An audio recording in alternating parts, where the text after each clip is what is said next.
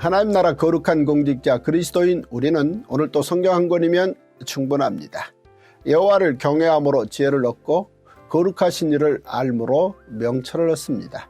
오늘 또 성경을 통해 하나님께서 주시는 지혜와 명철을 통해 하나님께 영광 돌리고 세상의 승리자가 되시기를 바랍니다. 성경 통독 레시피 325페이지 35과 로마 제국과 중간사 헤롯 왕조 통포인트 헤롯 성전으로부터 로마 콜로세움까지 신약 성경의 배경으로서의 로마. 헬라 제국이 로마에 넘어가면서 유대 또한 로마 제국의 통치하에 들어갑니다. 로마는 헤롯 가문을 유대의 분봉왕으로 삼아 예루살렘을 효과적으로 다스렸습니다. 시리아 헬라 제국에 맞서 마카비 혁명을 일으켰던 지난 유대의 역사를 교훈 삼아 로마는 헤롯 가문을 내세워 예루살렘 성전에 대해 조심스러운 태도로 접근했습니다. 그래서 유대로부터 세금은 누수 없이 철저히 거두되 예루살렘 성전은 존중한다는 표시로 로마 총독과 군단을 예루살렘이 아닌 가이사랴에 주둔시켰습니다. 또한 로마는 유대의 자치 지도부인 사내들인 공회도 이전 제국들처럼 존중해 주었습니다. 특히 헤롯을 통해 예루살렘 성전을 대규모로 증축하게 함으로써 유대 민심을 얻고자 했습니다. 그러나 AD 70년 로마 제국의 티투스 장군은 유대와의 전쟁 때 예루살렘 성을 무너뜨리고 성전을 완전히 파괴하며 성전의 모든 보물을 로마로 약탈해 갔습니다. 이 장면은 티투스 개선문에 그대로 새겨져 있습니다. 그때 약탈해 간 전리품과 포로로 끌려간 유대인들의 노동력은 로마를 상징하는 콜로세움 건설에 사용되었습니다. 신약성경 27권 전체는 모두 로마 제국의 통치하에서 일어났던 일입니다. 1. 율리우스 카이사르 이전 로마. 로마는 하루아침에 이루어지지 않았다라는 말이 있습니다. BC 8세기 북이스라엘에서는 아모스, 호세아, 요나 선지자가, 남유다에서는 이사야, 미가 선지자가 하나님의 말씀을 전하던 그 시기에 로마는 신화를 쓰며 등장했습니다. 그 시절 로마에서 쌍둥이 로물루스와 레무스가 늑대의 젖을 먹고 자라났고 훗날 로물루스가 레무스를 죽이고 로마라는 나라를 세웠다고 합니다. 로마는 처음 300여 년 동안은 왕정을 했고 그 이후 500여 년간 공화정을 실시했습니다. 공화정은 원로원과 시민의 협의체로 운영되었는데 왕 한 사람의 독재를 견제하기 위한 체제였습니다. 300명의 원로원 의원들이 모여 회의를 통한 안건을 마련하면 이를 시민들에게 물어 국가의 일을 함께 결정하는 방식이었습니다. 로마는 제국이 되기 전까지 이러한 공화정 체제를 잘 유지하며 강력한 국가로 성장해 갔습니다. 그러다가 BC 100년에 태어난 율리우스 카이사르에 의해 드넓은 제국을 통치하기 위한 수단으로 황제의 통치인 제정이 구상되기 시작합니다. 로마의 제정 청사진은 모두 율리우스 카이사르가 만들었고 율리우스 카이사르의 양자로 로마의 초대 황제가 된 옥타비아누스가 제정을 로마의 정치체제로 확고하게 수립했습니다. 2. 로마 통치와 헤롯 왕조. 예수님께서 오시기 60여 년 전 율리우스 카이사르가 등장해 로마의 원로원 제도를 흔들기 시작했습니다. 카이사르는 현행 원로원 제도로는 로마라는 대제국을 유지하고 발전시킬 수 없다고 판단했으며 로마는 황제가 다스리는 나라가 되어야 한다고 생각했습니다. 그는 자신과 폼페이우스 크라수스를 묶어 1차 3두 정치를 이루고 로마를 함께 다스렸습니다. 율리우스 카이사르는 지금의 서유럽 지역인 갈리아를 정복하면서 로마에서 큰 명성과 함께 막대한 부를 얻었습니다. 그의 세력이 커지는 것을 두려워한 원로원은 카이사르와 폼페이우스 사이를 갈라놓습니다. 이 사실을 눈치챈 카이사르는 군대를 해산하고 로마로 돌아오라는 원로원의 결의가 나오자 BC 49년 1월 주사위는 던져졌다라는 유명한 말을 남기며 국경인 루비콘강을 건너 로마를 향해 진격합니다. 마침내 2년에 걸친 내전을 통해 로마를 평정한 카이사르가 권력을 장악합니다. 이로써 1인 지배자가 된 그는 각종 사회 정책과 빈민구제 사업 등 개혁을 추진했습니다. 그러나 권력이 한 사람에게 집중되면서 그는 왕위를 탐내는 자로 의심을 받게 됩니다. 결국 BC 44년 3월 카이사르는 원로원 회의장에서 원로원의 공화종 옹호파들에 의해 암살당합니다. 율리우스 카이사리가 죽은 후 그의 양자인 옥타비아누스는 카이사리의 부하였던 안토니우스 레피두스와 함께 2차 삼두 정치를 시작합니다.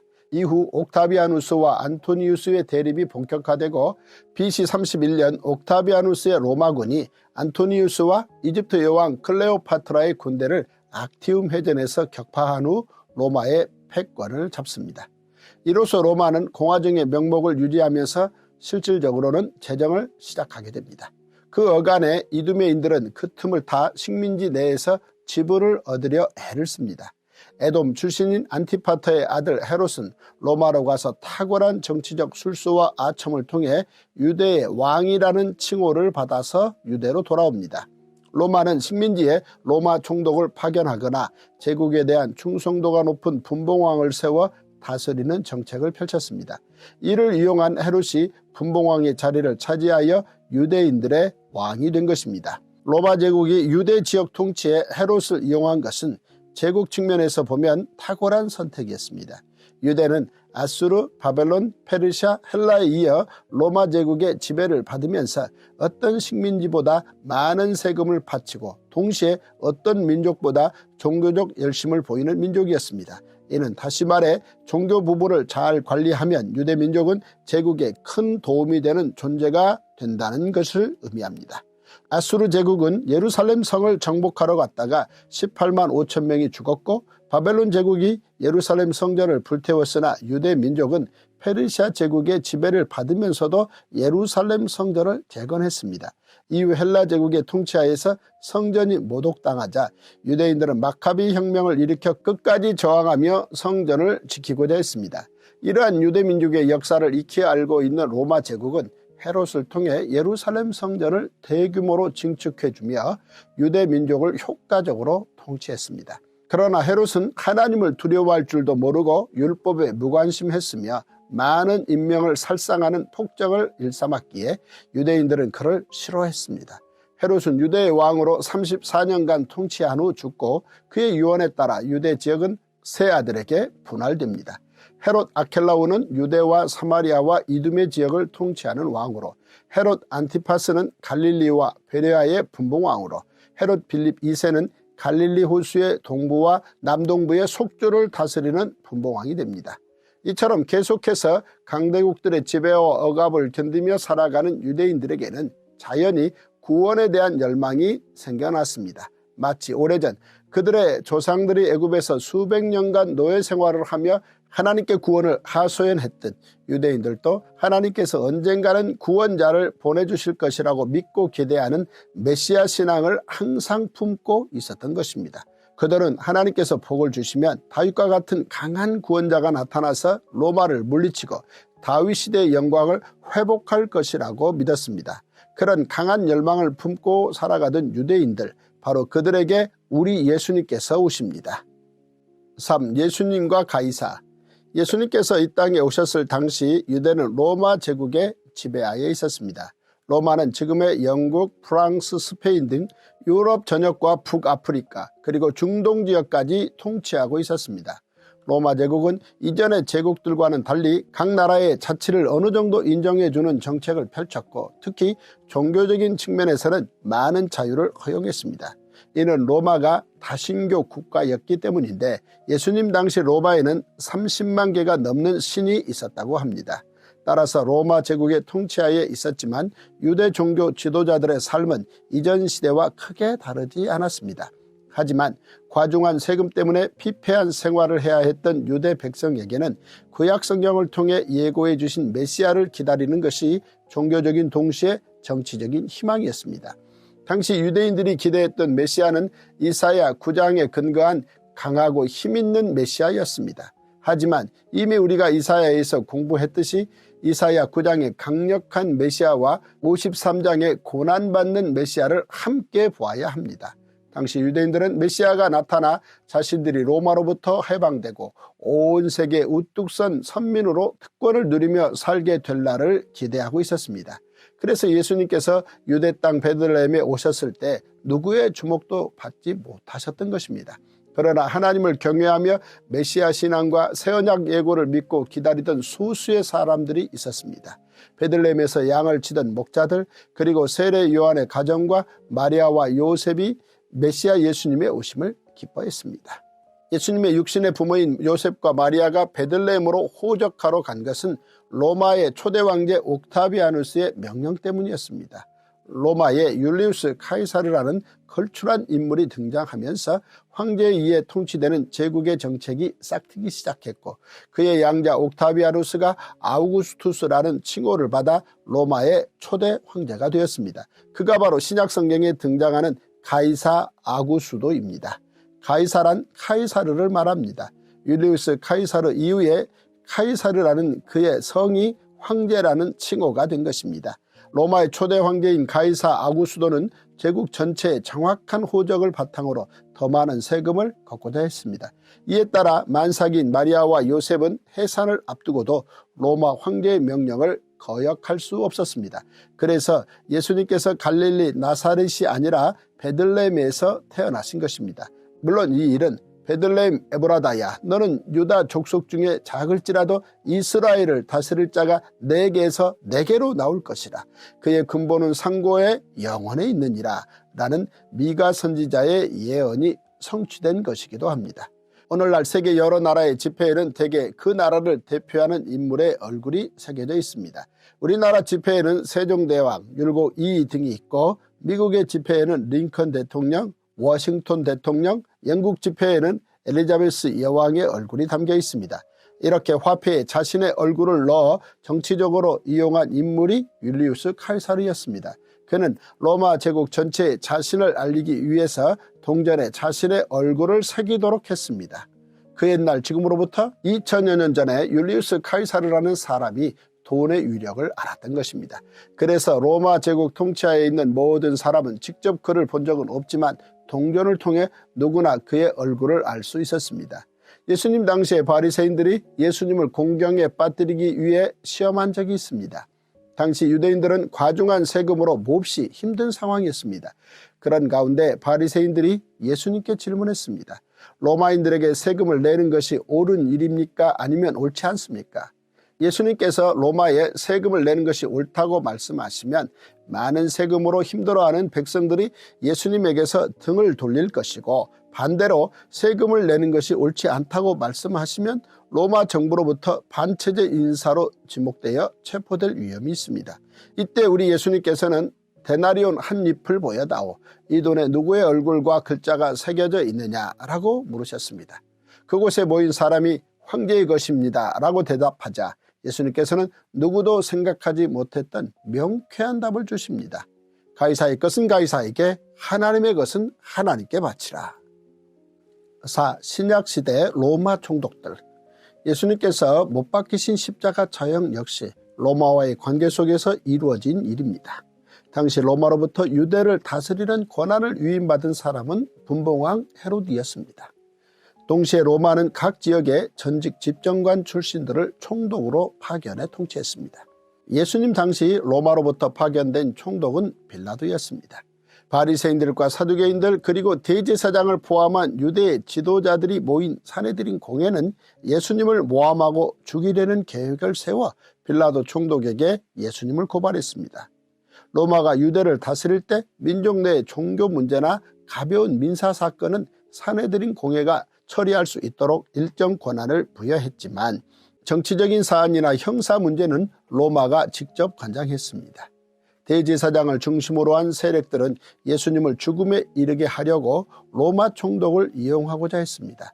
그래서 예수님께서 대제사장의 집들 안에서 1차적으로 사내들인 공회의 신문을 받으신 뒤 빌라도 총독에게 가서 다시 재판을 받으신 것입니다. 예수님께 씌워진 죄목은 로마의 허락 없이 백성을 선동하여 유대의 왕이 되려 한다는 것이었습니다. 그들은 이것이 로마 총독을 가장 예민하게 만드는 사안임을 간파했던 것입니다. 하지만 총독 빌라도가 예수님을 신문한 결과 예수님에게서 법적으로 아무런 죄를 발견할 수 없었습니다. 하지만 총독 빌라도가 가장 두려워하는 것은 밀란이었고, 바리새인과 대제사장 등 종교 지도자들의 회유를 받은 유대 백성은 밀란의 분위기를 조성해 총독 빌라도를 불안하게 만들었습니다. 결국 총독 빌라도는 밀란을 막기 위해 예수님께 죄가 없다는 것을 알면서도 십자가에 못 박도록 무책임하게 허락했습니다. 이처럼 예수님의 십자가는 로마 시대라는 시대적 배경과 깊이 연관되어 있습니다. 또한 우리는 바울이 로마 시민권을 가지고 있었다는 사실을 알고 있습니다. 당시 로마 시민권자가 누릴 수 있는 특권은 대단했습니다. 로마 시민은 재판을 통해 유죄가 확정되기 전까지는 함부로 맞거나 감옥에 갇히는 일이 없었습니다. 사도 바울이 3차 전도 여행 후 예루살렘에 방문했을 때 예루살렘 성전 안에서 죽을 위기에 처했습니다. 그때 바울은 로마의 천부장에게 자신이 로마의 시민권자임을 밝히고 목숨을 지킵니다. 당시 예루살렘 치안을 담당하고 있던 천부장은 자기의 관할 구역에서 로마 시민권자가 이유 없이 억울하게 죽게 된다면 그 책임을 면할 수가 없게 됩니다. 그래서 천부장이 많은 병력을 동원해 로마 시민권자 바울을 보호했던 것입니다. 이후 바울은 로마에 가기 위해 로마 시민권자의 권리를 이용해 황제에게 재판을 요청했습니다. 로마에서 재판을 받고 석방되어 전도 여행을 계속하던 중 바울에게 충격적인 소식이 전해졌습니다. 당시 로마 제국을 통치하던 네로 황제가 로마 대화제 사건의 책임을 기독교인들에게 덮어씌웠고 이로 인해 바울은 로마에서 순교하게 됩니다.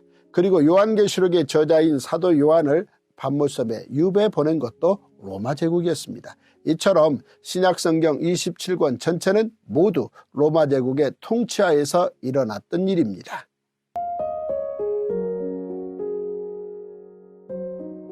제35일 레위기 8장. 여호와께서 모세에게 말씀하여 이르시되 너는 아론과 그의 아들들과 함께 그 우복과 관유와 속죄제의 수송아지와 순양 2마리와 무교병 한 광주리를 가지고 온 회중을 회막문에 모으라. 모세가 여호와께서 자기에게 명령하신 대로 하매 회중이 회막문에 모인지라. 모세가 회중에게 이르되 여호와께서 행하라고 명령하신 것이 이러하니라 하고 모세가 아론과 그의 아들들을 데려다가 물로 그들을 씻기고 아론에게 속옷을 입히며 띠를 띄우고 겉옷을 입히며 에봇을 걸쳐 입히고 에봇의 장식띠를 띄워서 에봇을 몸에 메고 흉패를 붙이고 흉패에 우림과 둠밈을 넣고 그의 머리에 관을 씌우고 그 관 위 전면에 금패를 붙이니 곧 거룩한 관이라.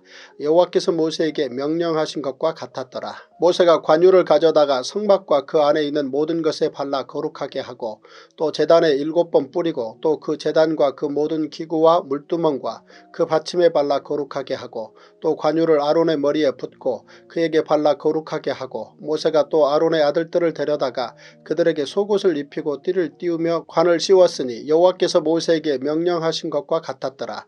모세가 또 속죄제의 수송아지를 끌어오니 아론과 그의 아들들이 그 속죄제의 수송아지 머리에 안수하매 모세가 잡고 그 피를 가져다가 손가락으로 그 피를 제단의 4귀퉁이 뿔에 발라 제단을 깨끗하게 하고 그 피는 제단 밑에 쏟아 제단을 속하여 거룩하게 하고 또 내장에 덮인 모든 기름과 간 꺼풀과 2 콩팥과 그 기름을 가져다가 모세가 제단 위에 불사르고 그 수송아지 곧 그 가죽과 고기와 똥은 진영 밖에서 불살랐으니 여호와께서 모세에게 명령하심과 같았더라. 또 번제의 순양을 드릴새 아론과 그의 아들들이 그 순양의 머리에 안수하매 모세가 잡아 그 피를 제단 사방에 뿌리고 그 순양의 각을 뜨고 모세가 그 머리와 각 뜬 것과 기름을 불사르고 물로 내장과 정강이들을 씻고 모세가 그 순양의 전부를 제단 위에서 불사르니 이는 향기로운 냄새를 위하여 드리는 번제로 여호와께 드리는 화제라.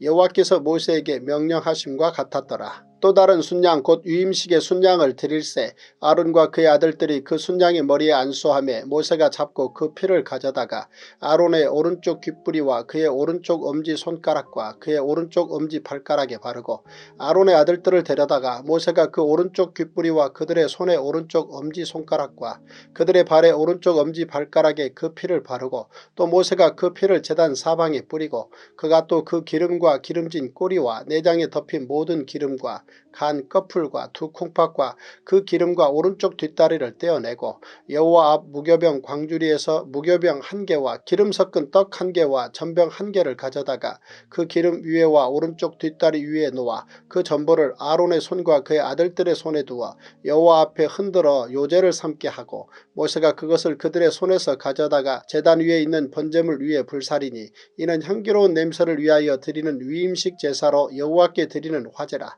이에 모세가 그 가슴을 가져다가 여호와 앞에 흔들어 요제를 삼았으니 이는 위임식에서 잡은 순양 중 모세의 몫이라. 여호와께서 모세에게 명령하심과 같았더라. 모세가 관유와 제단 위에 피를 가져다가 아론과 그의 옷과 그의 아들들과 그의 아들들의 옷에 뿌려서 아론과 그의 옷과 그의 아들들과 그의 아들들의 옷을 거룩하게 하고 모세가 아론과 그의 아들들에게 이르되 내게 이미 명령하시기를 아론과 그의 아들들은 먹으라 하셨은즉 너희는 회막문에서 그 고기를 삶아 위임식 광주리 안에 떡과 아울러 그 곳에서 먹고 고기와 떡의 나머지는 불사를 찌며 위임식은 이레 동안 행하나니 위임식이 끝나는 날까지 이레 동안은 회막문에 나가지 말라. 오늘 행한 것은 여호와께서 너희를 위하여 속죄하게 하시려고 명령하신 것이니 너희는 7주야를 회막문에 머물면서 여호와께서 지키라고 하신 것을 지키라. 그리하면 사망을 면하리라. 내가 이같이 명령을 받았느니라. 아론과 그의 아들들이 여호와께서 모세를 통하여 명령하신 모든 일을 준행하니라. 레위기 9장. 8째 날에 모세가 아론과 그의 아들들과 이스라엘 장로들을 불러다가 아론에게 이르되 속죄제를 위하여 흠없는 송아지를 가져오고 번제를 위하여 흠없는 순양을 여호와 앞에 가져다 드리고 이스라엘 자손에게 말하여 이르기를 너희는 속죄제를 위하여 순염소를 가져오고 또 번제를 위하여 1년되고 흠없는 송아지와 어린 양을 가져오고 또 화목제를 위하여 여호와 앞에 드릴 수소와 순양을 가져오고 또 기름 섞은 소제물을 가져오라 하라. 오늘 여호와께서 너희에게 나타나실 것임이니라 하매 그들이 모세가 명령한 모든 것을 회막 앞으로 가져오고 온 회중이 나와 여호와 앞에 선지라. 모세가 이르되 이는 여호와께서 너희에게 하라고 명령하신 것이니 여호와의 영광이 너희에게 나타나리라. 모세가 또 아론에게 이르되 너는 제단에 나아가 내 속죄제와 내 번제를 드려서 너를 위하여 백성을 위하여 속죄하고 또 백성의 예물을 드려서 그들을 위하여 속죄하되 여호와의 명령대로 하라. 이에 아론이 제단에 나아가 자기를 위한 속죄제 송아지를 잡으매 아론의 아들들이 그 피를 아론에게 가져오니 아론이 손가락으로 그 피를 찍어 제단 뿔들에 바르고 그 피는 제단 밑에 쏟고 그 속죄제물의 기름과 콩팥과 간 끝풀을 제단 위에서 불사리니 여호와께서 모세에게 명령하심과 같았고 그 고기와 가죽은 진영 밖에서 불사르니라. 아론이 또 번제물을 잡음에 아론의 아들들이 그 피를 그에게로 가져오니 그가 그 피를 제단 사방에 뿌리고 그들이 또 번제의 제물 곧 그의 각과 머리를 그에게로 가져오매 그가 제단 위에서 불사르고 또 내장과 정강이는 씻어서 단 위에 있는 번제물 위에서 불사르니라. 그가 또 백성의 예물을 드리되 곧 백성을 위한 속죄제의 염소를 가져다가 잡아 전과 같이 죄를 위하여 드리고 또 번제물을 드리되 규례대로 드리고 또 소제를 드리되 그 중에서 그의 손에 한 웅큼을 채워서 아침 번제물에 더하여 제단 위에서 불사르고 또 백성을 위하는 화목제물의 수소와 순양을 잡음에 아론의 아들들이 그 피를 그에게로 가져오니 그가 제단 사방에 뿌리고 그들이 또 수소와 순양의 기름과 기름진 꼬리와 내장에 덮인 것과 콩팥과 간 끝풀을 아론에게로 가져다가 그 기름을 가슴들 위에 놓음에 아론이 그 기름을 제단 위에서 불사르고 가슴들과 오른쪽 뒷다리를 그가 여호와 앞에 요제로 흔드니 모세가 명령한 것과 같았더라. 아론이 백성을 향하여 손을 들어 축복함으로 속죄제와 번제와 화목제를 마치고 내려오니라. 모세와 아론이 회막에 들어갔다가 나와서 백성에게 축복하며 여호와의 영광이 온 백성에게 나타나며 불이 여호와 앞에서 나와 제단 위에 번제물과 기름을 사른지라. 온 백성이 이를 보고 소리지르며 엎드렸더라. 레위기 10장. 아론의 아들 나답과 아비후가 각기 향로를 가져다가 여호와께서 명령하시지 아니하신 다른 불을 담아 여호와 앞에 분향하였더니 불이 여호와 앞에서 나와 그들을 삼키매 그들이 여호와 앞에서 죽은지라. 모세가 아론에게 이르되 이는 여호와의 말씀이라. 이르시기를 나는 나를 가까이 하는 자 중에서 내 거룩함을 나타내겠고 온 백성 앞에서 내 영광을 나타내리라 하셨느니라. 아론이 잠잠하니 모세가 아론의 삼촌 우시엘의 아들 미사엘과 엘사바를 불러 그들에게 이르되 나와 너희 형제들을 성소 앞에서 진영 밖으로 메고 나가라 하며 그들이 나와 모세가 말한 대로 그들을 옷 입은 채 진영 밖으로 메어내니 모세가 아론과 그의 아들 엘르아살과 이다말에게 이르되 너희는 머리를 풀거나 옷을 찢지 말라. 그리하여 너희가 죽음을 면하고 여호와의 진노가 온 회중에게 미침을 면하게 하라. 오직 너희 형제 이스라엘 온 족속은 여호와께서 치신 불로 말미암아 슬퍼할 것이니라. 여호와의 관유가 너희에게 있은즉 너희는 회막문에 나가지 말라. 그리하면 죽음을 면하리라. 그들이 모세의 말대로 하니라. 여호와께서 아론에게 말씀하여 이르시되 너와 내 자손들이 회막에 들어갈 때에는 포도주나 독주를 마시지 말라. 그리하여 너희 죽음을 면하라. 이는 너희 대대로 지킬 영영한 규례라. 그리하여야 너희가 거룩하고 속된 것을 분별하며 부정하고 정한 것을 분별하고 또 나 여호와가 모세를 통하여 모든 규례를 이스라엘 자손에게 가르치리라. 모세가 아론과 그 남은 아들 엘르아살에게와 이다말에게 이르되 여호와께 드린 화제물 중 소재에 남은 것은 지극히 거룩하니 너희는 그것을 취하여 누룩을 넣지 말고 제단 곁에서 먹되 이는 여호와의 화제물 중 내 소득과 내 아들들의 소득인즉 너희는 그것을 거룩한 곳에서 먹으라. 내가 명령을 받았느니라. 흔든 가슴과 들어올린 뒷다리는 너와 내 자녀가 너와 함께 정결한 곳에서 먹을지니 이는 이스라엘 자손의 화목제물 중에서 내 소득과 내 아들들의 소득으로 주신 것임이니라. 그 들어올린 뒷다리와 흔든 가슴을 화제물의 기름과 함께 가져다가 여호와 앞에 흔들어 요제를 삼을지니 이는 여호와의 명령대로 너와 내 자손의 영원한 소득이니라. 모세가 속죄제 드린 염소를 찾은즉 이미 불살랐는지라. 그가 아론의 남은 아들 엘르아살과 이다말에게 노하여 이르되 이 속죄제물은 지극히 거룩하거늘 너희가 어찌하여 거룩한 곳에서 먹지 아니하였느냐.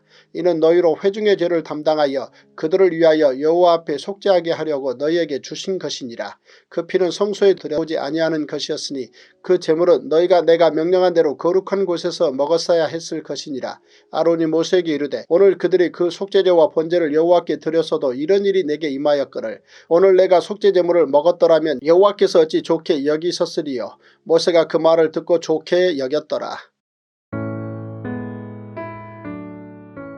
우리 그리스도인 하나님 나라 거룩한 공직자 5대 신앙운동. 첫째, 우리는 성령 세례받은 하나님 나라의 거룩한 예배자입니다. 둘째, 우리는 부활 영생을 믿고 순교신앙으로 사는 제자들입니다. 셋째, 우리는 예수님의 승천과 재림 사이에 지상명령을 수행하는 전도인입니다. 넷째, 우리는 속히 오시리라는 예수님의 재림 약속을 믿는 마라나타 신앙인입니다.